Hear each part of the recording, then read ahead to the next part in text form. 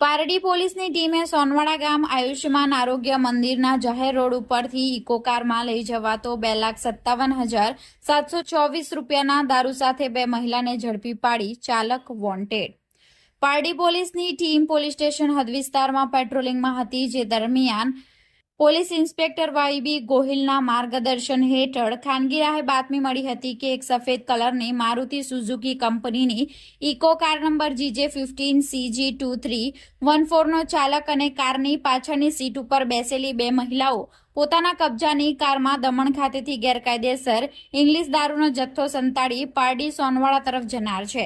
જે બાતમીના આધારે પારડી પોલીસની ટીમે સોનવાડા ગામ આયુષ્માન આરોગ્ય મંદિર પાસે રોડ ઉપર વોચ ગોઠવી હતી। દરમિયાન બાતમીવાળી કાર આવતા પોલીસની ટીમે કાર ચાલકને કાર ઊભી રાખવા માટે ઇશારો કર્યો હતો।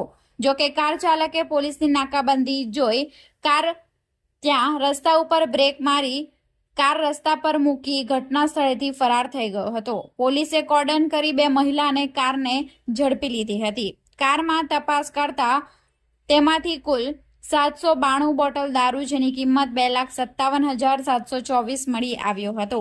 પારડી પોલીસની ટીમે દારૂની કિંમત, કારની કિંમત 1,50,000 મળી, 3 મોબાઈલ ફોન જેની કિંમત 15,000 મળી, કુલ 4,22,724 રૂપિયાનો મુદ્દામાલ કબજે લઈ ઇન્દિરાબેન હેમંતભાઈ નાયક અને ભારતીબેન અશોકભાઈ કોળી પટેલની ધરપકડ કરી કાર ચાલક કલ્પેશ યોગેશભાઈ હળપતિને વોન્ટેડ જાહેર કર્યો હતો।